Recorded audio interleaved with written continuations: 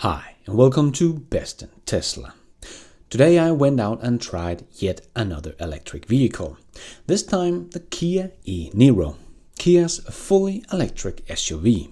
Let's check it out and let's dive right in.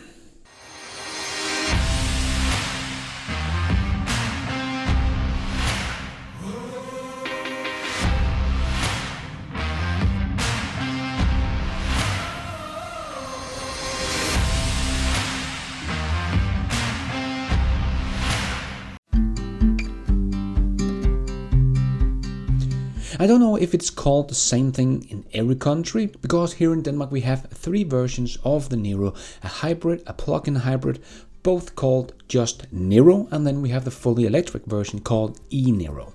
But I was actually positively surprised about the eNiro, a very decent car for a decent price. First of all, the price starts at about 280,000 Danish crowns, or about $44,000. Again, cars are expensive in Denmark. This one would probably not cost more than about $30,000 in the US. So for an electric car with a range of up to 455 kilometers or 285 miles VLTP, that is not bad. And the car actually only has a 63 kilowatt-hour battery, so its watt-hour per kilometer is very good. It's actually a very efficient electric car. And I know the price is not the affordable car everyone is screaming about, but if you want to buy an ICE SUV from Kia, they are also starting from around 300,000 Danish crowns. So this EV is pretty much being sold at the same price target as their ICE cars. So that is really positive. You are not paying much more for an electric version.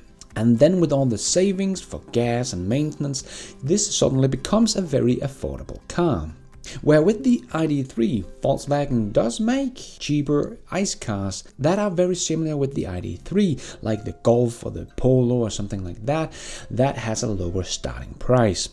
And that is why I still think the ID.3 is still a bit too expensive and gets a bit too close to the price of a Tesla, but does not compare at all to a Tesla Model 3. You just get so much more car and performance. But the eNiro is not bad at acceleration either. Much faster than the Mazda MX-30, but just as fast as the Volkswagen's hatchback, the ID.3. With a 0 to 60 in about 7.8 seconds, so not a Tesla, but just as fast as all the rest of these normal basic electric cars that are out there. Oh, can't grip, come on! So pretty nippy off the line.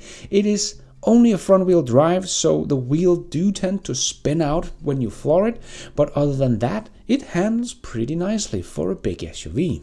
The interior is not as nice as the Mazda MX-30, which had a very nice interior, but it is in line with what you get with the ID.3, a bit plastic feeling, but nothing too terrible, just like you would expect from a normal basic middle-class SUV. I would love if they didn't have the piano black plastic panel in the middle. I hope that we get rid of that in the next version, just like Tesla did. Just not a practical thing in real life. But the car feels quite spacious, but the trunk is not very big, only about 455 liters. So if you are used to a big station car, as many here in Europe are, you would probably think the trunk is a bit too small. It does not have any room beneath the trunk and doesn't have a frunk, so even my little Model 3 sedan has about 100 liters more cargo space than this big SUV. So that is a bit on the small side, but doable depending on your situation, of course. But it does have about 100 liters more trunk space than the Hyundai Kona, which only has about 350 liter trunk and no frunk, so you do get more cargo space with the eNiro. The charging speed is only 80 kilowatts, so can't use the really fast chargers out there, but at least more than the Mazda MX-30 that only had 50 kilowatt. But this being a real family car, most people that are going to buy this car would probably live in a house and do 95% of their charging at home overnight. So that would probably not matter much for this car's target group. So I actually think this is one of the best bet on an electric family car if a Tesla is out of your budget. And if Tesla is out of your budget, the e-tron, Jaguar I-Pace, Polestar 2 and so on will also be out of your budget. But the more affordable EVs like the Kona, MX-30, ID3, I think the eNiro is your best bet for a family car. The range is very good, charging speed a bit on the slow side but decent, cargo space decent but on the small side, and okay quick off the line, but low top speed that most people don't care about anyway, so not bad. But as an everyday basic family car for a pretty affordable price, especially taking true cost of ownership into calculation, I really think this is a very good basic car. For a family man that are just looking for a normal SUV, nothing special, something that just feels like a normal SUV car that just happens to be running on electricity. The Kia eNiro is just that, a good normal SUV for a decent price that's electric. So as a family man myself, I would choose the eNiro over the ID3 for example, just because I get more cargo space and it's a bit more spacious as a car in general than the ID3 is. But I would get the same kind of acceleration, top speed, charging speed very similar, but I do actually get a little bit more range with the eNiro than the ID3. I know the ID3 have a long range model that do have a bit longer range, but no one is ever going to buy that car. I would never buy that car because to get that extra range, Volkswagen is really making a lot of compromises on the ID3. No longer a 4-seater, only a 5-seater, no glass roof, not even that little hook for the bike rack or anything. So I would go for the standard range ID3 any day. That do about 425 kilometers, so the eNiro actually beat the ID3 on the range there and on the price as well. So in my opinion, you just get a little more car for your money with the eNiro.